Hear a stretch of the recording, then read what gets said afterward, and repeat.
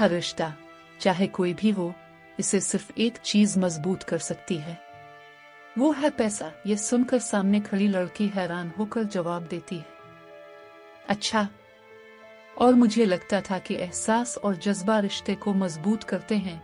वो शख्स तंजिया अंदाज में कहता है, जज्बा और एहसास से रोटी नहीं बुनती, एक वक्त की भी नहीं।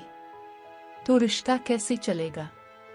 अगर पैसा ना हो तो जज्बात भी ठंडे पड़ जाते हैं। लड़की खामोश हो जाती है मगर फिर मजबूत लहजे में कहती है, खैर, मैं आपसे बहस नहीं करना चाहती। हम बहस नहीं करते, लेकिन जाते जाते मैं एक बात जरूर कहूंगी।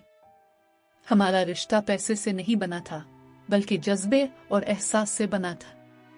और अगर आइंदा भी ये रिश्ता कायम रहा तो वो पैसे से नहीं, मोहब्बत से कायम रहेगा। अगर बाकी रहा तो इसकी बात अधूरी रह जाती है और फिजा में एक बोझ सा छा जाता है। इसी दौरान एक और शख्स बेकाबू होकर चीखता है, बस भाई, मेरी जान छोड़ दो, मेरी बर्दाश्त की हद खत्म हो गई है। एक औरत परेशान होकर कहती है, तुम मुझे इस घर से जाने का कह रही हो? जवाब आता है, हाँ, शायद हम सब की बेहतरी इसी में है। कहानी अब एक नए मंजर में दाखिल होती है जहां घर का माहौल मामूल पर है। एक औरत कहती है, कैसा है मेरा बच्चा?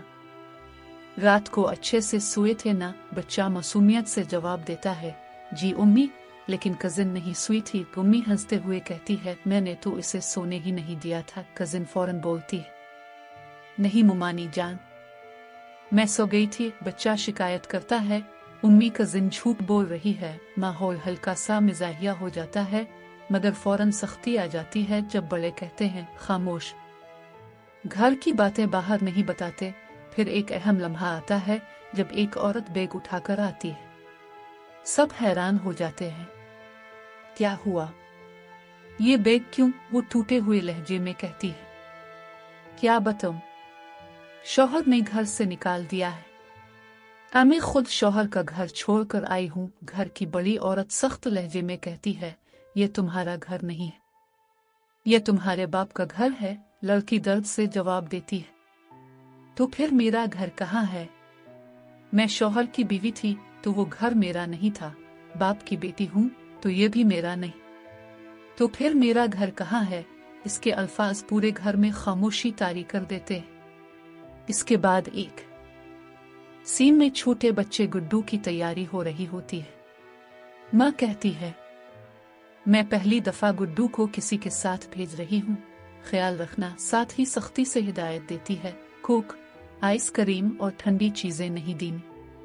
इसका गला खराब हो जाता है। गुड्डू मासूमियत से कहता है, अगर मुझे भूख लग गई तो क्या करूंगा? माँ फौरन डांटती है, कुछ नहीं खाओगे। एक और सीन में रोमानवी मगर तक बातचीत होती है। एक शख्स कहता है, मैं तुम्हें सब कुछ दे सकता हूँ, लेकिन तुम्हारा वक्त नहीं बांट सकता। वो आगे कहता है, मैं चाहता हूँ जब भी घर आऊं तो मुझे इंतजार करती मिले। फिर गुड्डू अपने नाना रिश्तेदार के घर जाता है, वहां सब उसे प्यार करते हैं।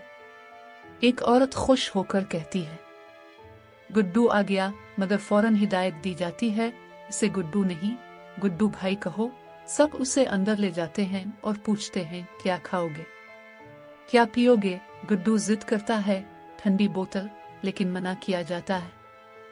नहीं, मना किया था, मगर फिर कोई नरम दिल औरत कहती है, मेरा बच्चा पिएगा, और ठंडी बोतल मंगवा ली जाती है। बाद में वही गुड्डू बीमार हो जाता है। माँ गुस्से में कहती है, मैंने 1000 बार मना किया था। गुड्डू रोते हुए कहता है, फोफो के घर ठंडी बोतल पी ली। माँ सख्ती से कहती है, अब अपनी तबीयत खुद खराब कर लेना। फिर वो कजिन को भी डांटती है, मैंने तुम्हें कहा था इसका ख्याल रखो। कजिन जवाब देती है, मुमानी, इसने जिद की थी। माँ गुस्से में कहती है, आइंदा मेरी बात के खिलाफ कोई कुछ नहीं करेगा। आखिर में औरत थक कर कहती है, ये लड़का मेरी सुनता ही नहीं। और माहौल एक बार फिर जज्बाती और बोझल हो जाता है।